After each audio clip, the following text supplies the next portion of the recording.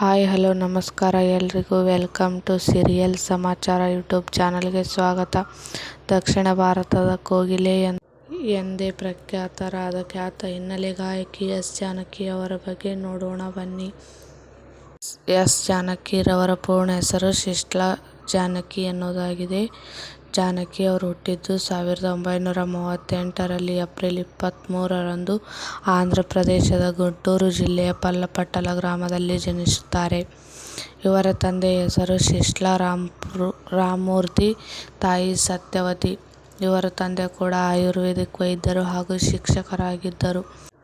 S ಜಾನಕಿರವರು ಚಿಕ್ಕವರಿಂದಲೂ ಸಂಗೀತದಲ್ಲಿ ಆಸಕ್ತಿ ಹೊಂದಿದ್ದ ಜಾನಕಿ ಅವರು ಯಾವುದೇ ಸಂಗೀತ ತರಬೇತಿ ಇಲ್ಲದೆ ತಮ್ಮ ಅದ್ಭುತವಾದ ಕಂಠದಿಂದಲೇ ಸಂಗೀತ ಲೋಕದಲ್ಲಿ ಛಾಪು ಮೂಡಿಸಿದರು.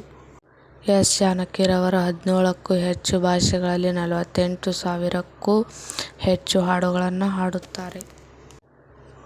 ಇವರು ಕನ್ನಡ, ತಮಿಳು, ತೆಲುಗು, ಮಲಯಾಳಂ, ಹಿಂದಿ, ಒರಿಯಾ, ಬಂಗಾಳಿ, ಸಂಸ್ಕೃತ ಸೇರಿದಂತೆ ಹಲವು ಭಾರತೀಯ ಭಾಷೆಗಳಾದ ಇಂಗ್ಲಿಷ್, ಜಪಾನೀಸ್, ಜರ್ಮನ್ ಹೀಗೆ 17ಕ್ಕೂ ಹೆಚ್ಚು ಭಾಷೆಗಳನ್ನು ಹಾಡುಗಳನ್ನು ಹಾಡುತ್ತಾರೆ. ಭಾಷೆಯಲ್ಲಿವೆ.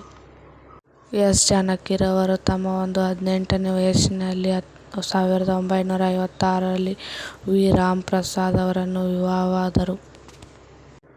ಎಸ್ ಜಾನಕಿರವರಿಗೆ ದೊರೆತಿರುವಂತಹ ಪ್ರಶಸ್ತಿಗಳು ನೋಡುವುದಾದರೆ ಭಾರತೀಯ ಚಲನಚಿತ್ರರಂಗದ ಅತ್ಯುನ್ನತ 4 ರಾಷ್ಟ್ರ ಪ್ರಶಸ್ತಿಗಳನ್ನು ತಮ್ಮ ಮುಡಿಗೇರಿಸಿಕೊಂಡಿದ್ದರು.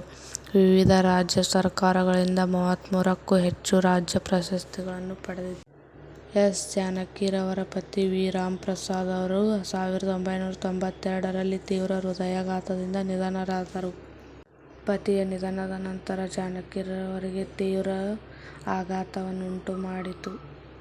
ಎಸ್ ಜಾನಕಿರವರ ಮಗನ ಹೆಸರು ಮುರಳಿ ಕೃಷ್ಣ. ಇವರು ಕೂಡ ತಮ್ಮ 65ನೇ ವಯಸ್ಸಿನಲ್ಲಿ ಜನವರಿ 22, 2026ರಂದು ಹೃದಯಾಘಾತದಿಂದ ಮೈಸೂರಿನಲ್ಲಿ ನಿಧನರಾಗುತ್ತಾರೆ.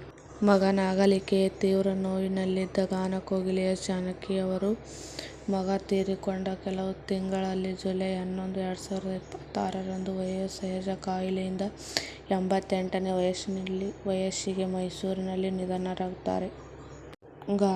ಗಾನಕೋಗಿಲೆ ಎಸ್ ಜಾನಕಿರವರ ಆತ್ಮಕ್ಕೆ ಶಾಂತಿ ಸಿಗಲಿ ಎಂದು ಹಾರೈಸೋಣ. ವಿಡಿಯೋ ಇಷ್ಟವಾದರೆ ಲೈಕ್ ಮಾಡಿ, ಚಾನಲನ್ನು ಸಬ್ಸ್ಕ್ರೈಬ್ ಮಾಡಿಕೊಳ್ಳಿ. ಧನ್ಯವಾದಗಳು.